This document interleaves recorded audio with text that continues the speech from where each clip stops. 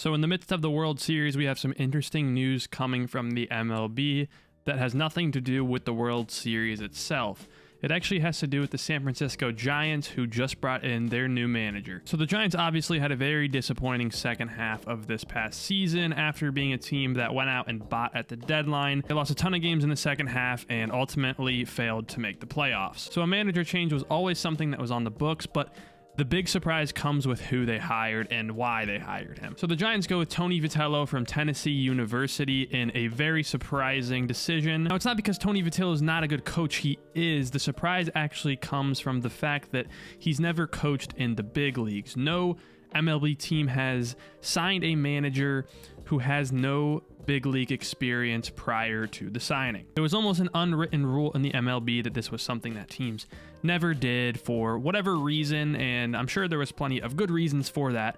But the Giants have put an end to this. Now, it'll be interesting to see if other teams kind of follow suit with this and start to hire from other college programs more frequently, especially as we see an uptick in the quality of college players overall coming into the MLB, making huge impacts right away. Now, like I said, Tony Vitello is a really good coach. He completely changed the culture and the organization around the Tennessee Volunteers baseball program. Since becoming the manager at Tennessee, he had a 341 and 131 record.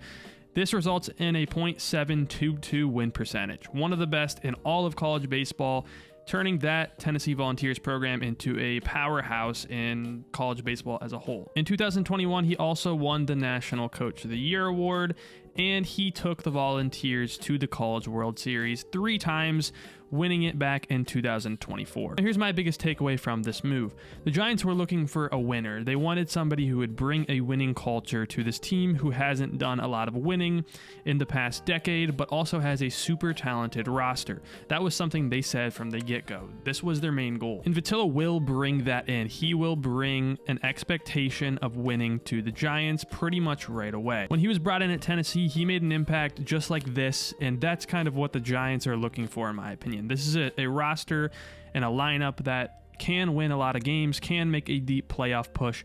They just need the right environment. And another important note is Tony Vitello was always going to be MLB bound. He was always going to end up in the big leagues. It was just, was he going to climb the ladder of getting, MLB experience before becoming a big league manager? And of course, we found out the Giants were just willing to take the risk and avoid that whole situation entirely. Now, this I found interesting. There's been a couple ties actually in the past 5 or so years from the Giants to the Tennessee Volunteers organization. And it has to do with players that they drafted and traded for who the Giants are hoping to make, big impact type players in the coming years. So a couple years ago, the Giants drafted Gavin Tillen, who's an infielder, and they also drafted Maui Ahuna, who is a shortstop. So a couple infielders from the Volunteers, both drafted by the Giants in the past couple years. So they also traded for Tyler Rogers, Drew Gilbert, and Blade Tidwell, who are also all former Volunteers. This adds up to 5 players in the past few years that the Giants have added to their farm system from the Volunteers, and it just goes to show you kind of the trust that organization and front office had in that program, being able to develop, good baseball players that can play at the next level. So there was definitely both ties and interest between the Giants organization and Tony Vitello overall. So it's not super surprising in the grand scheme of things that they went with this decision.